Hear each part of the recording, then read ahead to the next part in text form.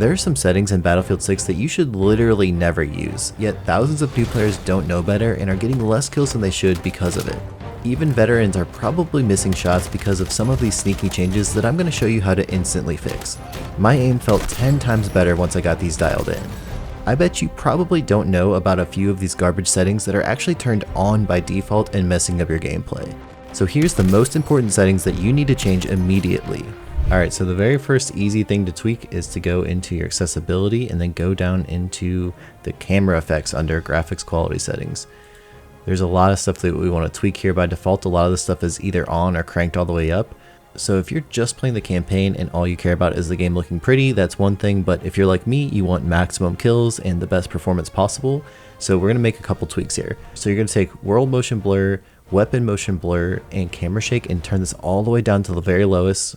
And then turn infantry HUD motion, reduce sprint camera bobbing, chromatic aberration, and infantry crosshair projection all the way off. The combination of all this is going to reduce a lot of blur on your screen and get rid of unnecessary motion that's going to make it a lot easier. Here's an example of what all these things turned on looks like. You can see how much more visually blurry the screen is when you're moving around, and it's a lot harder to track enemies and see things in your peripheral vision.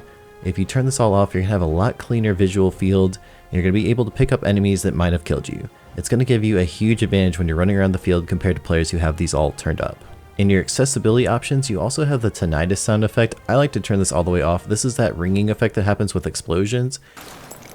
We now control more objectives. Secure our defenses.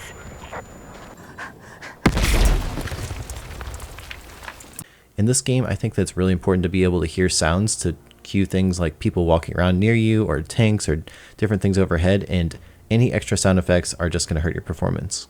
Okay, next under accessibility, we have our control section where you can change all of your hold and toggle options. Now most of this is really personal preference, but there's a couple I think are really important for gameplay. The first one is to turn off double tap forward to sprint. Really, you should have a dedicated key for this if you're on mouse and keyboard. Personally I use sprint, but you can use whatever you want. But it's really important to not have to double tap every time you want to run around. That's just going to slow you down. The other one that's probably even more important is to turn off the double tap crouch for sprint slide. There's a much better way to do this, which I'll show you in the keybind section. Double tapping again is just not as efficient and it's going to hurt your movement compared to players who are using it properly with their keybind setup. Okay, next over in gameplay, we have a couple things to look at under the infantry settings. So the first thing to pay attention to is the peak type. Now this is personal preference if you want to turn this on or off, but you should at least understand what they each do. So if you have side and up turned on, it will turn on each different type of peaking, or you can also go only side or only up, or just completely disable this. So the side one will peek over to the side if you go up to an object and then use your aim down sight function, and the same thing with up if you go under an object and then peek up from it. I'm still undecided if I actually like these or not, but just know that if these are annoying to you, you can turn this off and potentially stop a death that is happening from peeking when you're not expecting to. Okay, for you mouse and keyboard players, we're going to hop over into the mouse and keyboard section, and this is the one that really has made the biggest difference for me so far. So first go over into your control settings.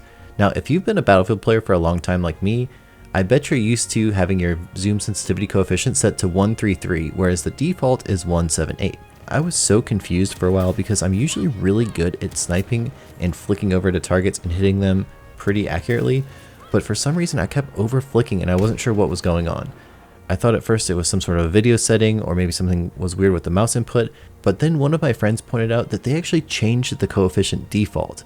So again, if your aim feels a little bit off, check this, and if you've been playing all the Battlefield games since like BF4 and all these older games, I bet you that you're used to 133. In case you're interested, this is just how it scales your sensitivity when you're aiming down sights if you have the uniform infantry aiming setting on, which I do recommend. Field of view is definitely something you want to play around with too. I usually play somewhere around 105 to 110 because if you go really wide, it gets really fisheyed, and I find that to make it really hard to aim at further distances. But if you're purely a close quarters person, you might find benefit from cranking this all the way up. If you're used to games like Destiny 2 or Counter-Strike or Valorant, I bet you'll like it somewhere more closer to 105. Okay, scrolling a little bit further down, we have the parachute auto deploy option. Now, if you're especially newer to Battlefield, I highly recommend you turn this on to always, because the way this works is that it will auto deploy your parachute when you're the correct distance from the ground, so that if you jump out of a plane or off of a building, you won't just insta die. As you get used to the game, you might consider switching this up, but to start with, I highly recommend always, and then you can always cut your parachute later if you don't want it up. I bet you it will prevent a lot of unnecessary deaths. One of the really cool features they added is over on the right hand side, you can see that they have the DPI and then the CM per 360 measurements. I love this so much. I've been an aim training enthusiast for forever, and I like to play around 34 CM, and you might think that that's the closest I can get here is 8, but there's a hidden secret. If you use your arrow keys, you can go by decimal points, so you can actually kind of dial it into exactly what you want. So it's kind of a cool little trick. You can get it a lot closer with the decimals, so if you didn't know that, give it a try. There's also a really great resource called mouse-sensitivity.com that will help you convert from whatever game you're used to over into Battlefield 6, and even if you don't have the premium version, which I don't either, you can just figure out what your CM per 360 is for the original game, and then you can use this thing in game to figure out how to match it. Okay, next in the mouse and keyboard stuff, we're going to go over to the helicopter pilot keybinds. Now, I'm not going to pretend to be the greatest helicopter pilot of all time, I'm far from it. However, there is one change that has really helped me out over the last few years, and I'm going to show you how to do it. There's a type of helicopter flying that makes it a lot easier if you're a player who's used to running around as a ground soldier and you're not really well versed as a helicopter pilot. A lot of players will call this rifle aiming. Basically, it makes it feel like you're doing WASD on the ground, but instead you're flying a helicopter. So what you're going to do is under yaw right and yaw left, you're going to get rid of your A and S keys, and then instead you're going to set them to your mouse right, and it'll automatically set it to mouse left. So this way your W and S will work like normal throttle up and down, but when you move your mouse to the right, it will actually turn the helicopter to the right, and when you move your mouse to the left, the helicopter will turn left. To me, this is a much more natural way to fly the helicopter, and if you're good with your mouse on the ground, it will feel pretty similar.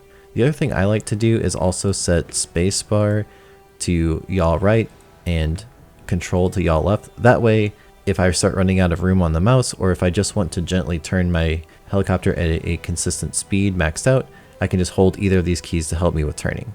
You also want to do the opposite for your rolling left and right. So by default, these will have your mouse turning left and right. You want to eliminate those by resetting them, and then change this to roll right with D and roll left with A.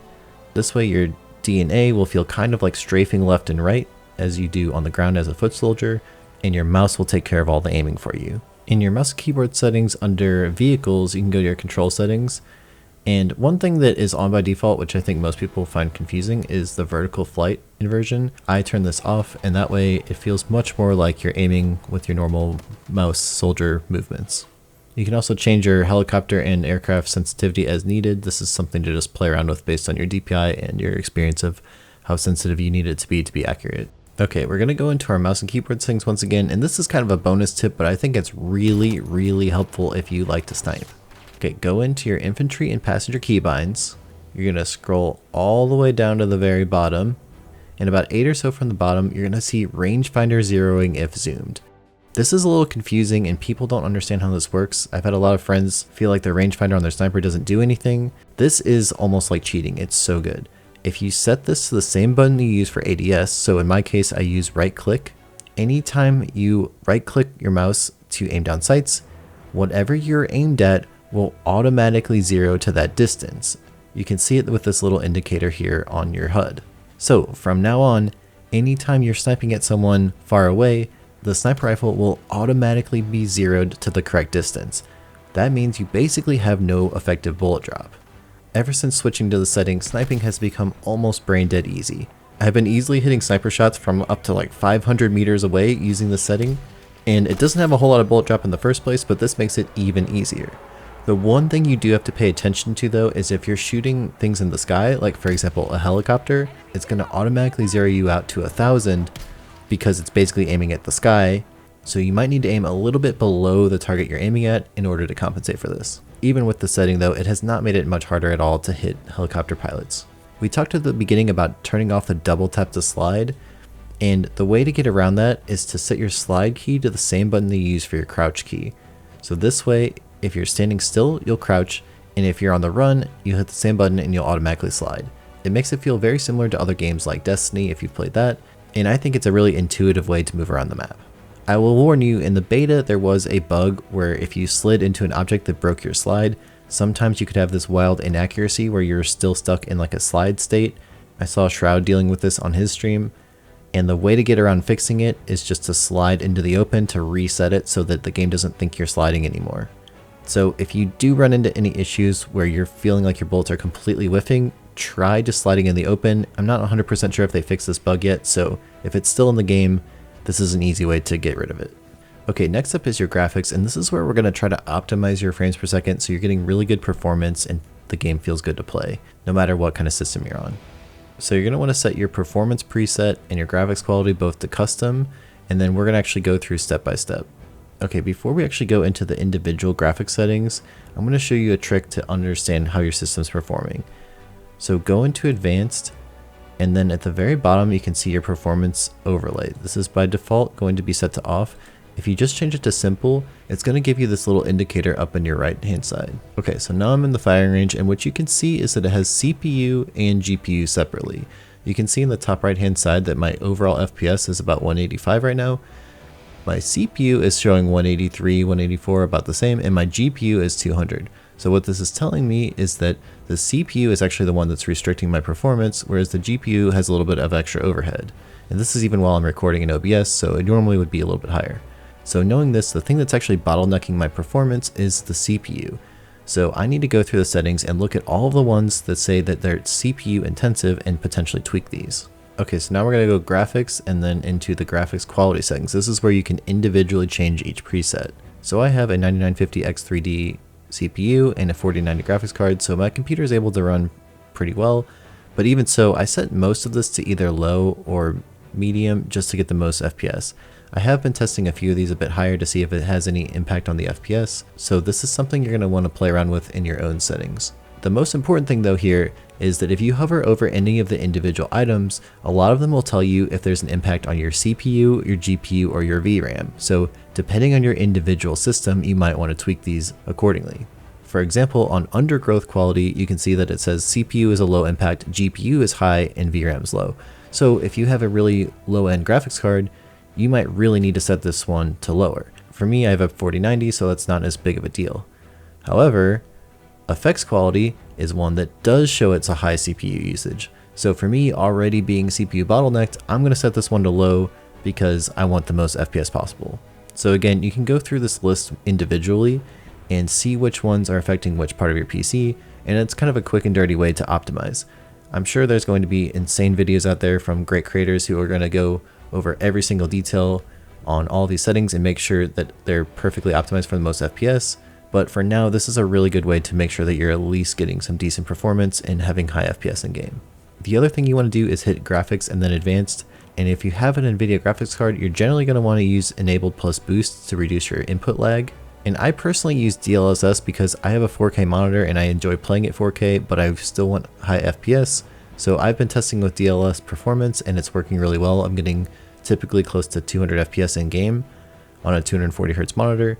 But generally speaking, I would not recommend using FrameGen because that's going to typically add some input latency, and that's not a good thing for when we're trying to aim clean. Okay, back into our graphics settings, we're going to set our weapon field of view to wide. This is going to make the weapon feel a little bit smaller on your screen, which is going to clean up your vision and make it a lot easier to see enemies. Third person field of view for vehicles is totally up to your preference. You can set this really wide if you don't mind a little bit of the fisheye effect, or you can keep it somewhere closer to the middle. And again, we already turned these off, but just make sure that all four of these options are turned off, as well as not having any of these blurs or camera shake. From what I understand these days, Borderless is basically the same as Fullscreen on well-optimized Windows 11 games. This is something I'm not an expert in, so I won't claim to be, but I've been running in Borderless since I tend to tab out all the time, and there's currently a bug where if you're tabbed out in Fullscreen mode, it can crash after a few seconds. So for now, I've been running Borderless. I might change this later back to Fullscreen, but if you're having crashing issues, that might be something to test out. I've seen quite a few friends having that same issue. I also personally like to play with vertical sync off. When I first started playing this game, I felt like my aim was really strange, and I couldn't figure out why until I realized that VSync was turned on by default, and for me it gave a really floating, high input lag feeling. Some people are really opposed to the tearing that this is trying to solve, but for me I barely notice it, and I would really rather have the lowest input lag possible. Okay, we're going to go into graphics and then down into the crosshairs and indicators. Now this one's totally personal preference, but I think this makes a huge difference, and I tweak this in every Battlefield game. So we have the option down here in the color section to set a different color for your headshots versus your kills. I like to set kills to green and headshots to red, but that's totally your preference. I do think it's a really good idea to change these though.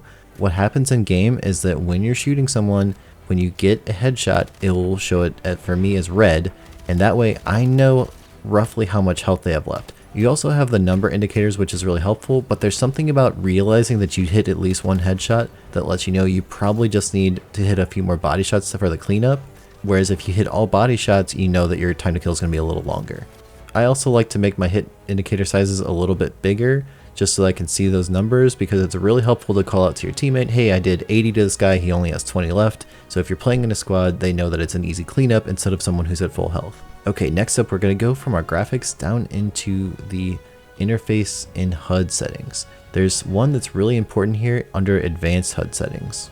I would highly recommend that you make the mini-map size large. It's not a huge difference in the game, but every extra pixel that you have to make enemy indicators like tanks or people showing up who have been tagged appearing on your minimap is a major advantage. So I think having it set to be as large as possible is a no-brainer. Under audio, there's a lot you can tweak here. I like to set my music a little bit lower than the max because it does get kind of loud at the end of the game. Although I do like what they're doing with it, it's kind of a little bit distracting. So I do like to set that a little lower. The rest of them are personal preference, you can tweak as you want. There's also an important thing under your configuration. You want to make sure you have this set to whatever setup you have. So if you're wearing headphones, like most of you guys will be, you should set this to headphones. You can play around with the different mixes and see which ones you feel like gives you the best advantage. I've just kept it on default for now, but this is something I'm going to dig into later and try all of them and record it and see if I can really hear much of a difference in terms of footsteps and extra sound effects like that. And that's about it. I hope this has really helped you. Let me know what settings you've changed in your setup. I made this recent video about the 13 types of Battlefield players, and you can self-identify to figure out which one you are. It's linked on the screen and in the description, and let me know which one sounds like you.